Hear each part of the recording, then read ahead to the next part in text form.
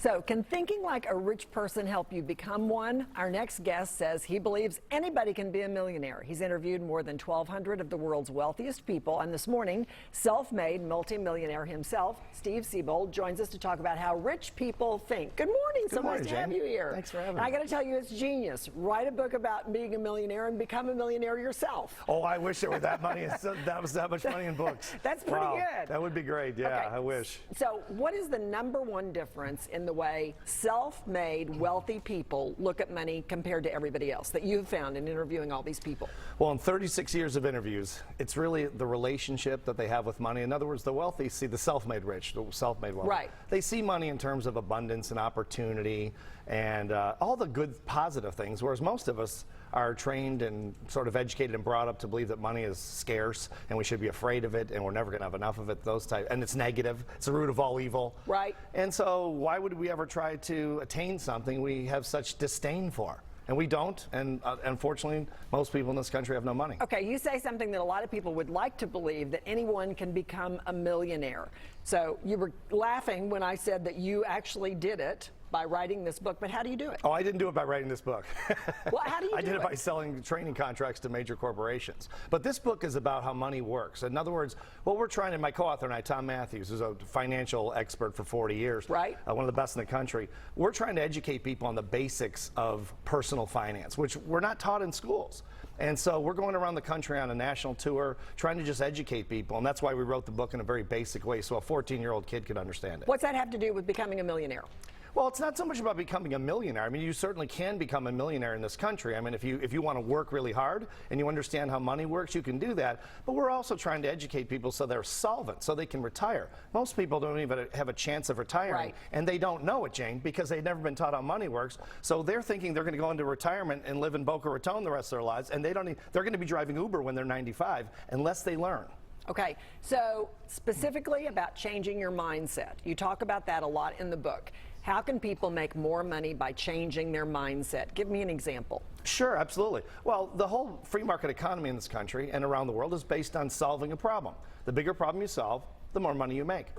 And so just like I said, we made our money training corporations because they need training and mental toughness. That's what I talk about to major corporations. Right.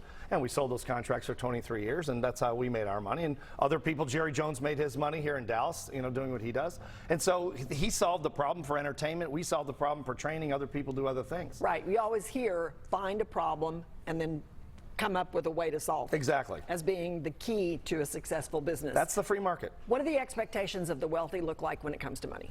Oh, unlimited, abundant, all the good things. They expect to make it. They expect to be successful. But they educate themselves on how money works. This is really about financial literacy, and we live in a country where most people are financially illiterate, in a world for that matter, Jane. It's hard to be positive about something if you don't understand. Exactly right. That thing. They're being ripped off by the financial system. They've been doing it to the average person for 150 years. The rich know this, the middle class does not, and they don't even know they're being ripped off because they don't know how money works, and that's what Tom and I are trying to do. We're trying to educate people. Okay, what about the idea that rich people tend to hang around with other rich people? Completely true.